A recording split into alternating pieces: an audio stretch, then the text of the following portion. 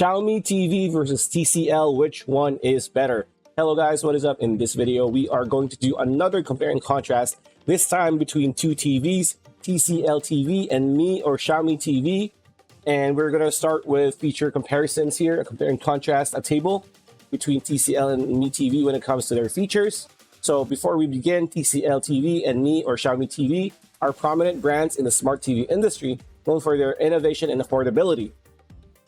And we will be going over their features, so display technology, operating system, smart features, audio quality, price range, connectivity, design, and sizes available. And we are going to begin with display technology. So when it comes to TCL TV, QLED and LED.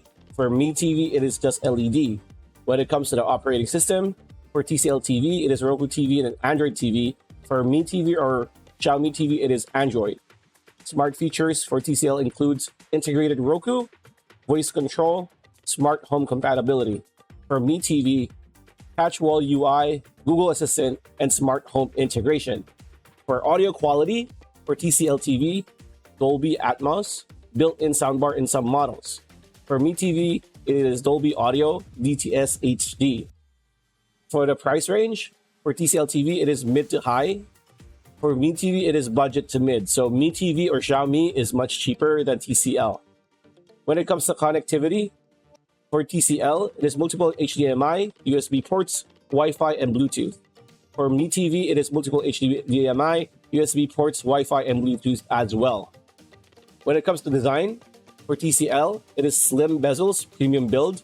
For Mi TV, it is sleek design and lightweight. When it comes to sizes available, for TCL TV, it is 32 to 75 inches and above.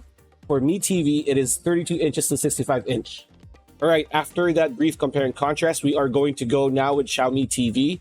And as you can see here, expert score is 8.6. Good value, a bit too simple in some aspects, but for the price, not much to complain about. So this is a ranking system of out of 10s, right? So design is 9 out of 10. Performance is 8 out of 10. Software is 8 out of 10. Price is 10 out of 10. Features is 8 out of 10. When it comes to the pros and cons or positives and negatives, the pros or positives are stand design, decent sound quality, decent overall picture quality, Dolby Vision support, easy to set up straightforward UI, and accessible price points. For the negatives, remote does not come with batteries, a bit too simple in terms of features, and Xiaomi's own content platforms are not available in certain countries. For the design and build quality, in terms of looks, the Xiaomi TV is more or less what you would expect for a modern smart TV. A screen surrounded by slim bezels that enhance the viewing experience, plus minimal branding. It's not the thinnest TV by any means, but considering the price point, that is easily forgivable. So at the back, you get 3 HDMI ports, 2 USB 2.0 ports, a 3.5mm head jack, a dedicated LAN port, RCA connectors, an antenna port, optical digital audio outs, and a power connector. There is a power button at the bottom and an indicator light.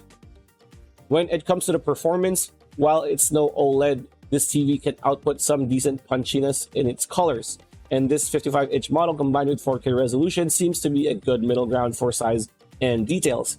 1080p videos will look smudged and soft even with YouTube's enhanced bitrate 1080p mode, but 4K videos, and I mean properly recorded 4K videos, really are amazing to watch here. When it comes to the sound, the Xiaomi TV is powered by two 12-watt speakers and supports DTS Virtual X Dolby Audio and DTS-X. In terms of volume, I can comfortably say that watching videos at around 60%, which means it can definitely fill up a small room quite easily. When it comes to the software, the Xiaomi TV brings together all your apps in one place. You can easily set up the TV with your Google account via your smartphone or via Google Home app. You can use it as another remote, which is pretty cool. Thanks to this feature, you no longer have to type on the TV using the remote for signing into your account, as that can be done with your smartphone. When it comes to the remote control, if anything, the remote control for this TV is very simple and straightforward. You get dedicated buttons for Netflix, Prime Video, and YouTube, and another for showing all the apps you have installed.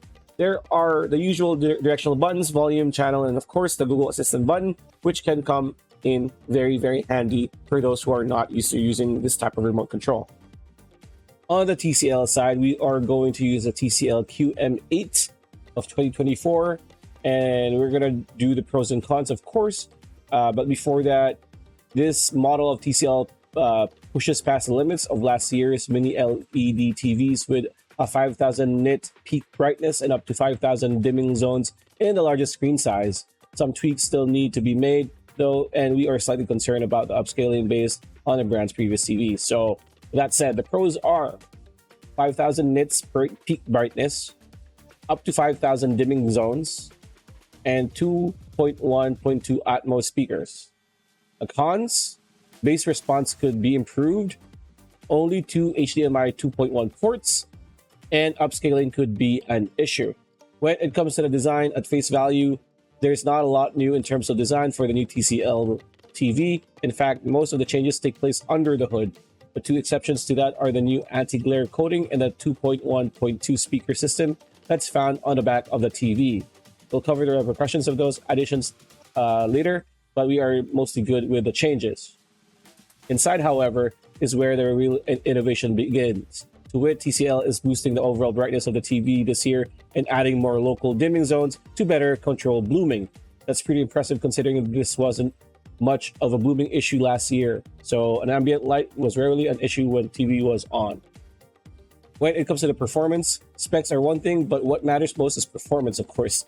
And while we've only seen the TV run pre-canned content, the QM8 made everything look great. Scenes with golden ring on a pure black background has excellent black levels and zero blooming, while a shot of blue and purple chameleon crawls across a branch showed off the TV's immense color saturation.